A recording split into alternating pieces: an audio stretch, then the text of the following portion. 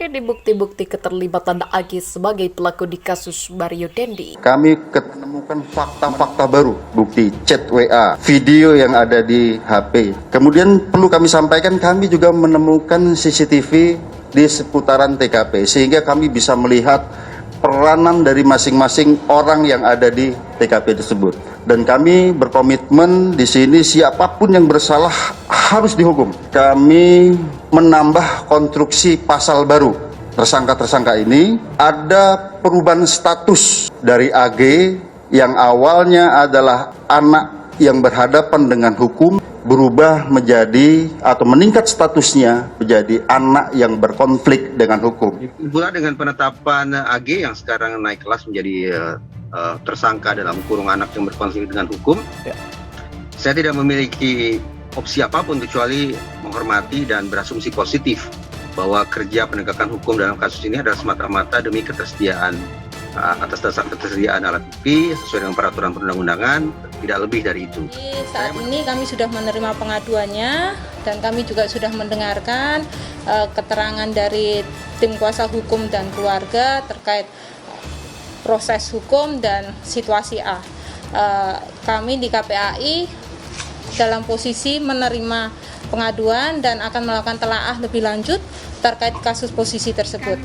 Bagaimanapun sebagai lembaga perlindungan anak mestinya menjalankan fungsi tadi ya dengan cepat, respon cepat, apalagi ini adalah kasus viral dan ada 2 anak. Kemudian juga anak yang kemudian menjadi korban itu betul-betul dalam kondisi yang terbilang sadis penganiayaannya, dan juga dampak dari kekerasan itu juga sangat luar biasa. Tentu hal ini kan momentum juga bagi KPAI untuk memberikan peringatan terkait dengan pola-pola pengasuhan, ya, bagaimana upaya-upaya mencegah gitu terkait dengan kekerasan terhadap anak, dan ini harusnya menjadi momentum mendidik banyak orang tua gitu ya terkait dengan bagaimana mendampingi, mendidik tumbuh kembang anak.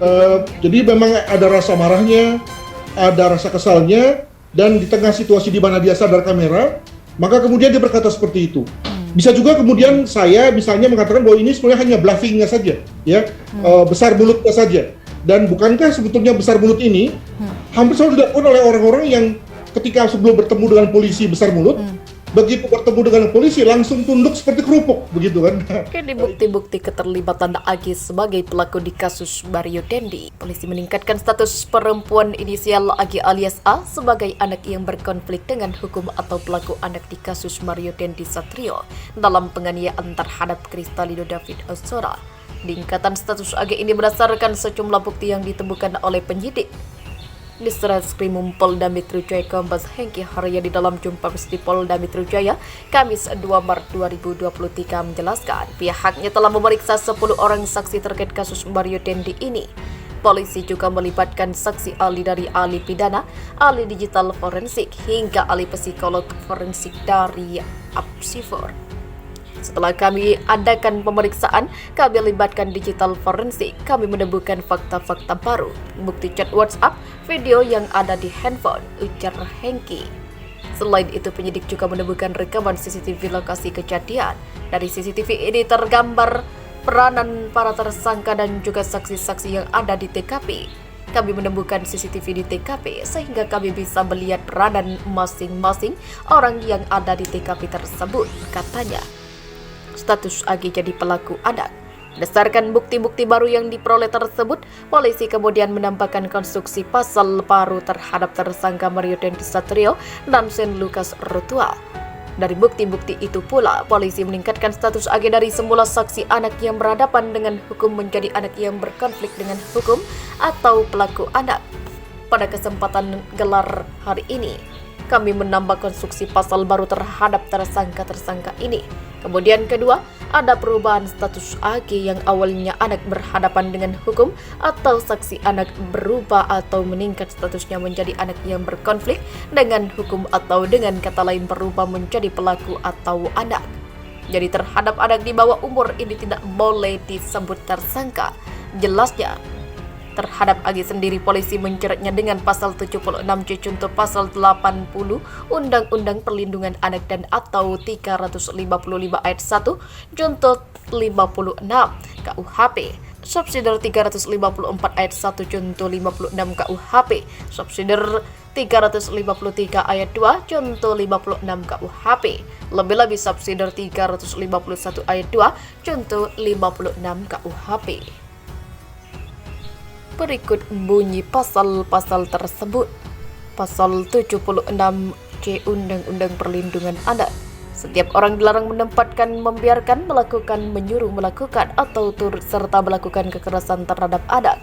Pasal 80 Undang-Undang Perlindungan Anak. Pertama, setiap orang yang melanggar ketentuan sebagaimana dimaksud dalam pasal 76C dipidana dengan pidana penjara paling lama 3 tahun 6 bulan dan atau denda paling banyak 72 juta rupiah.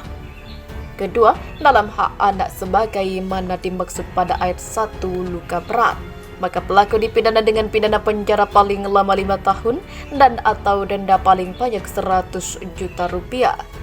Ketiga, dalam hak anak sebagai dimaksud pada ayat 2 mati, maka pelaku dipidana pidana penjara paling lama 15 tahun dan denda atau paling banyak 3 miliar rupiah. Bunyi pasal 355 KUHP. Pertama, jika penganiayaan berat yang dilakukan dengan direncanakan terlebih dahulu, dihukum penjara selama-lamanya 12 tahun. Kedua, jika perbuatan itu menyebabkan kematian orangnya, si tersalah dihukum penjara selama-lamanya 15 tahun. Bunyi pasal 56 KUHP, dipidana sebagai pembantu kejahatan. Pertama, mereka yang sengaja memberi bantuan pada waktu kejahatan dilakukan. Kedua, mereka yang sengaja memberi kesempatan, sarana dan atau keterangan untuk melakukan kejahatan. Pasal 354 ayat 1, barang siapa dengan sengaja melukai berat orang lain dihukum karena menganiaya berat dengan hukuman penjara selama-lamanya 8 tahun. Pasal 353 ayat 2, jika perbuatan itu menjadikan luka berat, si tersalah dihukum penjara selama-lamanya 7 tahun.